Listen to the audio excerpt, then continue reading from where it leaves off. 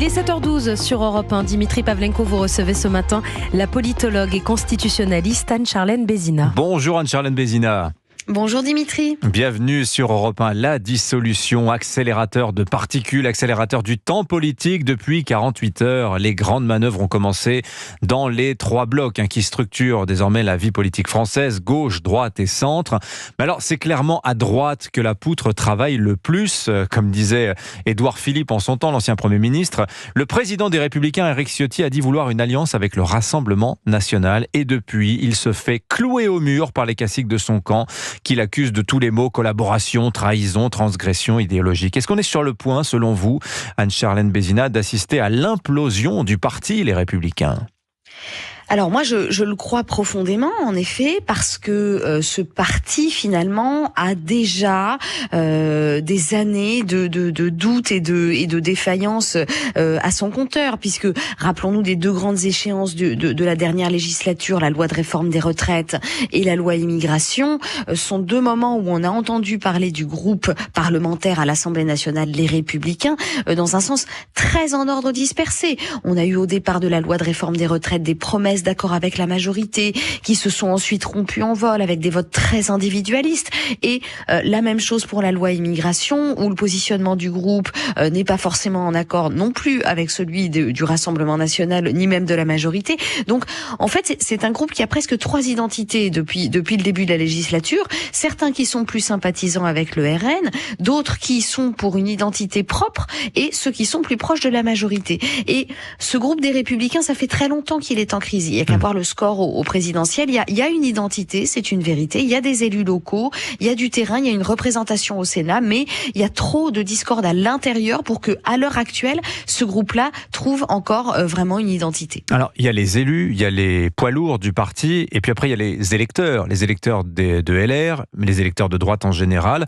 Évidemment, on va avoir des enquêtes d'opinion qui vont nous permettre d'établir clairement les choses. Est-ce que les électeurs soutiennent ce projet d'union des droites ? Est-ce qu'ils condamnent Éric Ciotti ? Est-ce qu'au contraire, ils soutiennent son idée ? Qu'est-ce qu'on en sait à ce stade des choses, Anne-Charlène Bézina ? L'électeur de droite, comment regarde-t-il la situation actuelle et cette idée d'une union des droites ? Eh bien moi je crois que en réalité la fracture frappe aussi la base, c'est-à-dire que les adhérents, les sympathisants, les électeurs de droite sont eux-mêmes fracturés en trois blocs. Il y a les LR identitaires qui considèrent que ils doivent rester indépendants. Il y en a d'autres qui sont pour un rapprochement des droites et d'autres qui sont au contraire plus favorables à une centrisation. Donc je crois vraiment que à l'heure actuelle l'opinion n'est pas complètement cristallisée et on va dire le coming out d'Éric Ciotti, cette idée de tout d'un coup mettre les pieds dans le plat, alors que le président nous parle de grande clarification, va certainement secouer un petit peu la base des adhérents et des électeurs, parce que précisément eux-mêmes ne sont pas complètement certains de savoir où ils vont accorder leur voix. Ouais. Alors regardons un petit peu la situation dans les autres blocs. C'est exactement la théorie que développait hier Gabriel Attal, qui disait il y a trois blocs très clairement aujourd'hui, gauche, centre et droite. Le Front populaire que veut la gauche, très concrètement, il est constitué à l'heure où l'on se parle, à Anne-Charlène Bézina. Vraiment, la gauche va partir unie avec un candidat par circonscription le matin du 30 juin ?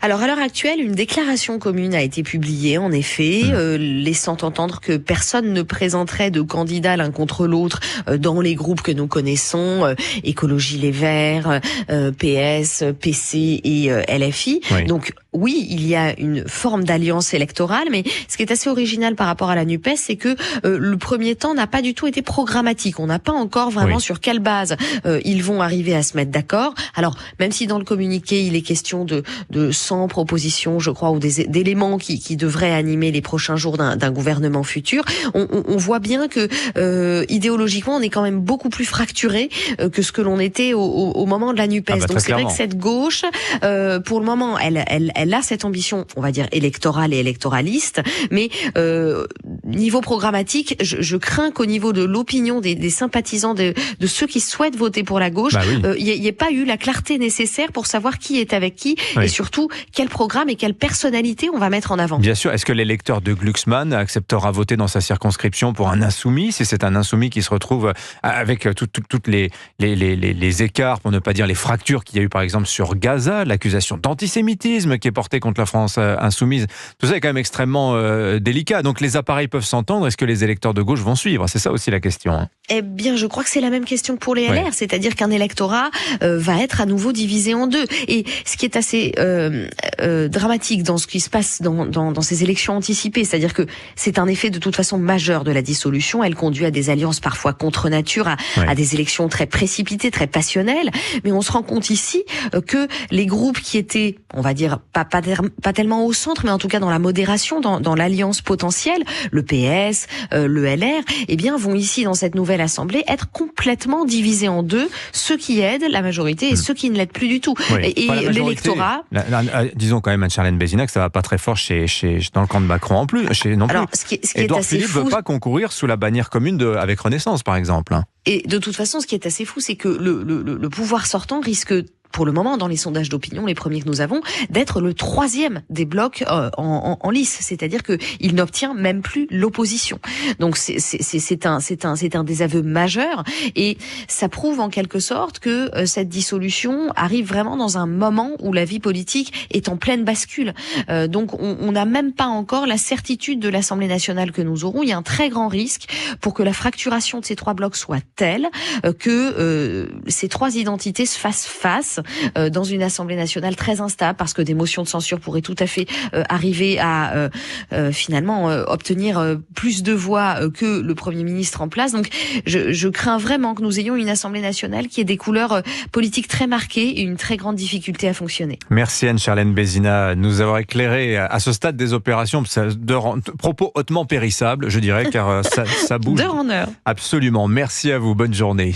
Merci.